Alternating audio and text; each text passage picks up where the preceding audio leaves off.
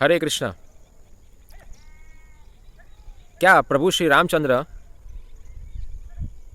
भगवान श्री रामचंद्र वेजिटेरियन है या नॉन वेजिटेरियन?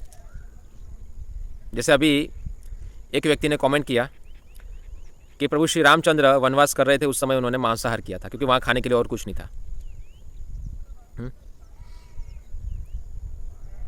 तो हम कैसे मानेंगे रामचंद्र भगवान वेजिटेरियन है या नॉन वेजिटेरियन? एक्चुअली जब हम बात करते हैं कि भगवान, तो हमें समझना चाहिए कि भगवान कौन है, कैसे है ना? ये समझना बहुत ज़रूरी है। एक्चुअली भगवान जो है वो दिव्य है। उनका शरीर और हमारे शरीर में बहुत अंतर है। डिज़ाइन एक जैसी है, मगर जो इसमें मैकेनिज्म है वैसा भगवान में नहीं होता है। भगवान का शरीर होता है सच्चिद आनंदमय होता है, दिव्य होता है। हाँ, भगवान कोई खाने के गुलाम नहीं है। हम मनुष्य जो है वो खाने के गुलाम है, क्योंकि हम खाए बिना नहीं जी सकते, क्योंकि हम अपना अस्तित्व भूल गए हैं। हम आत्मा है, हम शरीर नहीं है, ये हम भूल गए हैं, इसलिए हम लोग खाने से आसक्त है, समझे? इसलिए हम लोग अपनी तुलना भगवान से करते हैं। और भगवान श्री कृष्ण हम देखें तो गीता में बताते हैं, अवजानन्ति मां मूढ़ा मानुषी तनुमाश्रितम। ये जब मैं मनुष्य रूप में आता प्रकट होता हूँ तो लोग मेरी उपहास करते हैं, आलोचना करते हैं। क्यों करते हैं?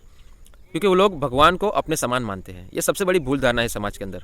और जो अनपढ़ गंवार लोग होते हैं, जिन्होंने कभी वाल्मीकि रामायण पढ़ाई नहीं है, गीता पढ़ी नहीं है, वे लोग तो और उनसे क्या अपेक्षा रख सकते हैं? वो बकवासी करेंगे और कुछ नहीं कर सकते।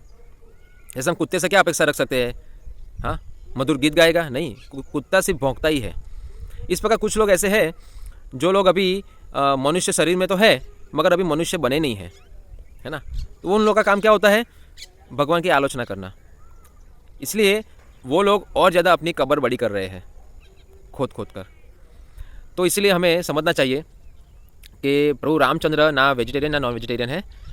प्रभु श्री रामचंद्र भगवान है, ठीक है? उनको खाने की, पीने की, सोने की कोई आवश्यकता नहीं है, मगर वो अपने भक्तों की भावनाओं को स्वीकार करते हैं। भगवान श्री कृष्ण गीता में बताते हैं कि पत्रम पुष्पम फलम तोयम यो मे भक्ता प्रयच्छति। भगवान श्री कृष्ण अगर भक्त कुछ देना चाहे भगवान को, तो भगवान उस भक्त के कल्याण के लिए क्या कहते हैं? पत्रम पुष्पम फलम तोयम यो मे भक्ता प्रयच्छति। मुझे पत्र, पुष्प, फल और जल अर्पण करो, प्रेम से करो, मैं उसको स्वीकार करता हूँ। भगवान ने यहाँ पर नहीं कहा है गीता में कि मुझे मांसाहार अर्पण करो, ठीक है? जब भगवान यहाँ पर संसार में एक शिक्षक का कार्य करने आते हैं, किसी को कुछ सिखाने के लिए आते हैं, तो वो ऐसे आचरण कैसे कर सकते हैं? मांसाहार करना क्षत्रियों का नियम में आता है, मांसाहार करना, मगर सभी क्षत्रिय तो नहीं करते। वो क्षत्रिय करते हैं जिनको भगवान पे विश्वास नहीं है, भगवान की शक्ति पे विश्वास नहीं है। मगर अर्जुन थे, पांडवगण थे, उन्होंने तो कभी मांसाहार नहीं किया, ठीक है?